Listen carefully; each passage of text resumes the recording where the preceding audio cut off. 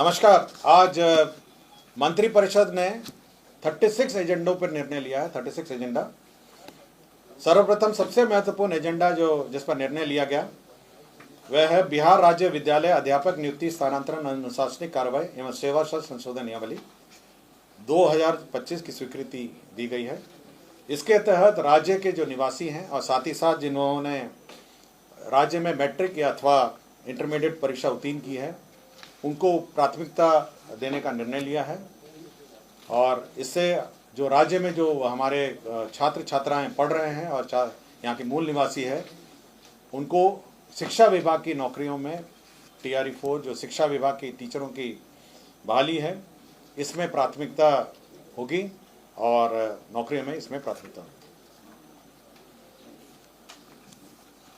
दूसरा था माध्यमिक उच्च माध्यमिक विद्यालय में जहाँ पर रात्रि प्रहरी कार्यरत है। रात्रि प्रहरी राज्य में 6000 रात्रि प्रहरी कार्यरत है जिनका वर्तमान मानदेय 5000 रुपये था, इसको बढ़ा के 10,000 रुपये हो गया है। इसके तहत 72 करोड़ रुपए मात्र वृद्धि के पश्चात वार्षिक व्यय भार होगा। राज्य के मध्य विद्यालयों में कार्यरत शारीरिक शिक्षा एवं स्वास्थ्य अनुदेशक इनका मानदेय में बढ़ोतरी हुई है। ये पहले 8000 रुपये था और 200 वार्षिक वेतन वृद्धि थी। अब इसको 16,000 रुपये कर दिया गया है और 400 वार्षिक वृद्धि हो गई है। 16,000 हो गया है और 400 रुपये वार्षिक वृद्धि हो गई है। आज के दिन में जो अंशकालिक जो शारीरिक शिक्षा एवं स्वास्थ्य अनुदेशक हैं वो करीब 2350 लोग हैं। मध्याह्न भोजन में बड़ी संख्या में हमारे सेविक जो रसोइया हैं वो कार्यरत हैं। करीब 2,18,622 लोग कार्यरत हैं। इनके मानदेय में वृद्धि हुई है। पूर्व में 1,650 रुपये प्रतिमाह मिलता था, अब ये 3,300 रुपये ये मानदेय होगा। इसके तहत 252 करोड़ 50,84,000 रुपये संभावित व्यय होंगे 7 महीना अवशेष 7 महीने। तो इनका वार्षिक जो वृद्धि है 1,650 को बढ़ के 3,300 वार्षिक वृद्धि हुई है। स्वास्थ्य विभाग में आशा कार्यकर्ताओं का भी मानदेय वृद्धि हुआ है। इसमें पहले पूर्व में पारितोषिक रूप में 1,000 रुपये प्रतिमाह दिया जाता था जिसको बढ़ा के 2,000 हो गया है और इसके अतिरिक्त वृद्धि पर कुल 3,000 प्रतिमाह पारितोषिक रूप में दिए जाने की अब स्वीकृति है। तो पहले 1,000 रुपये देता था मात्र, अब उसको में 2,000 रुपये की अतिरिक्त वृद्धि हुई है। कुल 3,000 रुपये अब इनको दे होगा। स्वास्थ्य विभाग में रेफरल अस्पताल और प्राथमिक स्वास्थ्य केंद्र में कार्यरत ममता कार्यकर्ताओं के मानदेय में भी वृद्धि हुई है। इनको प्रोत्साहन राशि पूर्व में 300 रुपये दी जाती थी, इसको बढ़ाकर अब 600 रुपये कर दिया गया। लोहिया स्वच्छता मिशन स्वच्छ भारत मिशन ग्रामीण ठोस एवं तरल अपशिष्ट प्रबंधन, यह हमारे ग्रामीण क्षेत्रों में जो सफाई कर्मी हैं उनके मानदेय में भी वृद्धि हुई है। अब उनका मानदेय वृद्धि होकर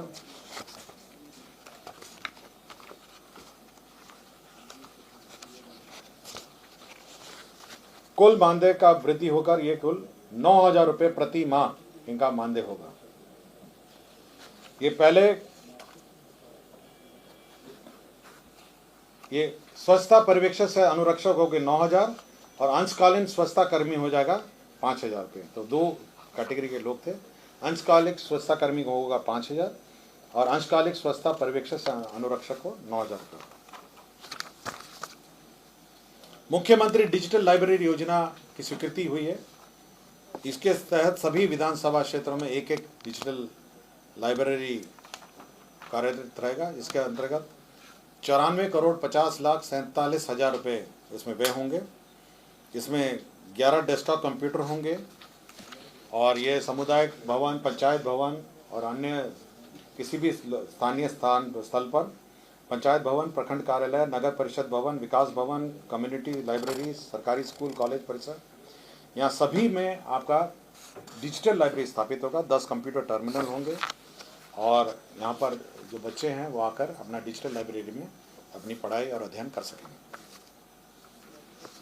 खाद्य एवं उपभोक्ता संरक्षण विभाग में जो पीडीएस दुकानें हैं उसमें छुट्टियां जो पूर्व में थी उसमें संशोधन किया गया है और छुट्टियों में जो लिस्ट है, नई लिस्ट जारी की गई है। इसके तहत अब वो क्लोज्ड ऑन एवरी मंडे, हर सोमवार को बंद होगा।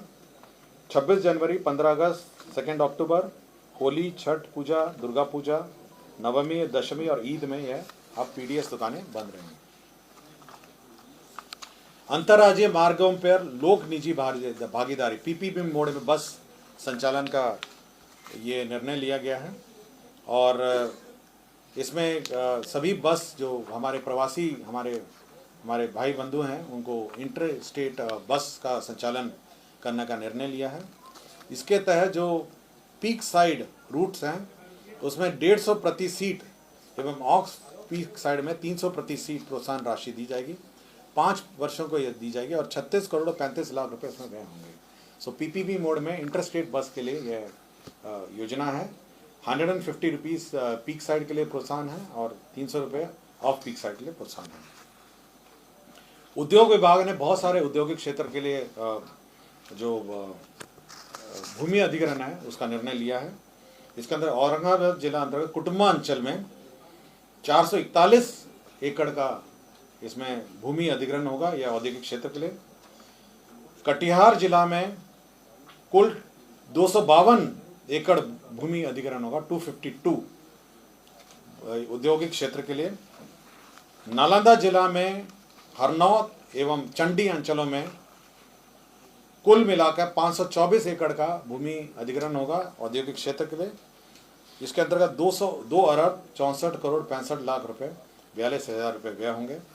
सुपौल जिला अंतर्गत सरायगढ़ भपटियाही के सरायगढ़ मौजा में 250 एकड़ एवं अंचल पिपरा के विशनपुर मौजा में 248 एकड़ इसमें औद्योगिक क्षेत्र के लिए ये अधिग्रहण होगा। मुजफ्फरपुर जिला अंतर्गत अंचल पारू मौजा पारू में भी भूमि अधिग्रहण 700 एकड़ भूमि का भूमि अधिग्रहण होगा। ऊर्जा विभाग का एक प्रस्ताव था जिसमें पूर्व में पीर पैंती में भागलपुर में सौर ऊर्जा अधिस्थापन की बात कही गई थी।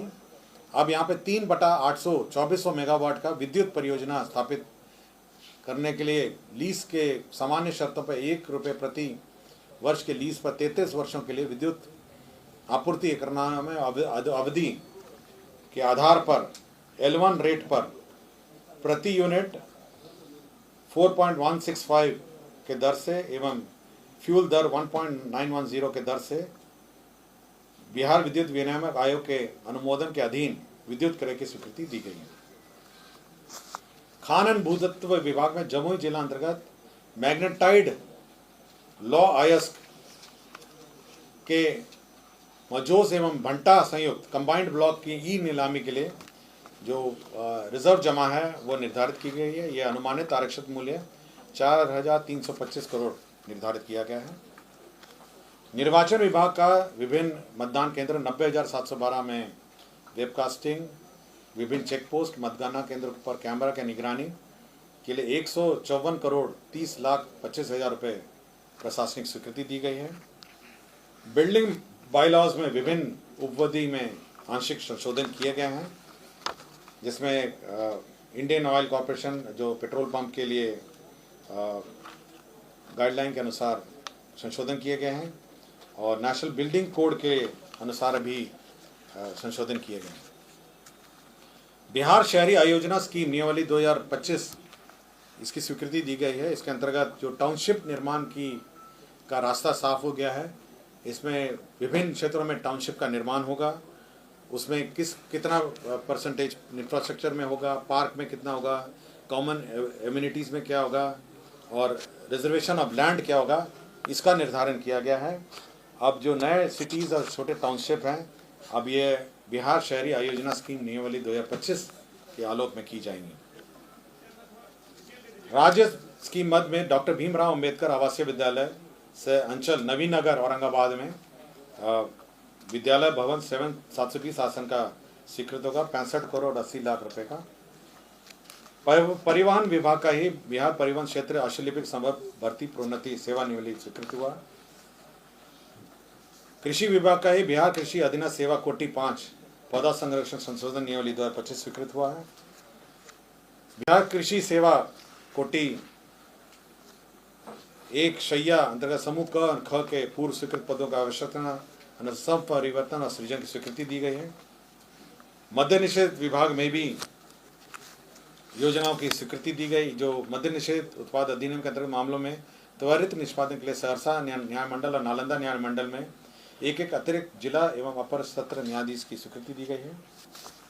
शिक्षा विभाग में विभिन्न जो डीबीटी योजनाएं हैं उसमें जो रेफरेंस डेट है, आपका स्कॉलरशिप है, यूनिफॉर्म है, आपके साइकिल योजना है, पोशाक योजना है, सभी में जो रेफरेंस डेट है वो सितंबर से घटा के अब 31 जुलाई 1 अप्रैल से 31 जुलाई तक का रेफरेंस डेट है। पहले 1 अप्रैल से 30 दिसंबर तक 75% अटेंडेंस होना था, उन्हीं को देय था। अब 1 अप्रैल से 31 जुलाई तक का जो डेट है उसमें 75% अगर अटेंडेंस होगा तो देय होगा।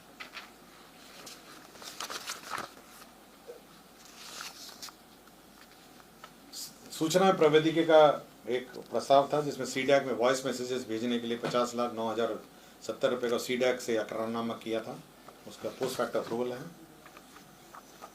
गोपालगंज जिला अंतर्गत जमीन का स्थानांतरण है। बियाड़ा को 32 एकड़ 66 एकड़ 32.66 एकड़ भूमि औद्योगिक क्षेत्र के निर्माण के लिए बियाड़ा को स्थानांतरित किया गया। भागलपुर जिला अंतर्गत अंचल गोराडी में इंडस्ट्रियल कॉरिडोर निर्माण हेतु औद्योगिक विभाग को 46.66 एकड़ स्थानांतरित किया गया। डीबीटी की मैंने आपको जानकारी दी गई। सभी डीबीटी के मामले में जो रेफरेंस डेट है उसको चेंज किया गया है। अब वो 1 अप्रैल से 30 सितंबर के स्थान पर 1 अप्रैल से 31 जुलाई का स्थान तक जो 75% अटेंडेंस थे उनको देय होगा। मुंगेर यूनिवर्सिटी में 167 पदों का सृजन किया गया है। और अंतिम एजेंडा विजय कुमार जो हैं ये तत्कालीन कार्यपालक पदाधिकारी नगर परिषद बरबीघा शेखपुरा हैं। इनका पूर्वलोकन अर्जी को अस्वीकृत करते हुए सेवा से बर्खास्तगी संबंधी आदेश को अधिरूपित दंड को बरकरार रखने का निर्णय लिया गया। धन्यवाद।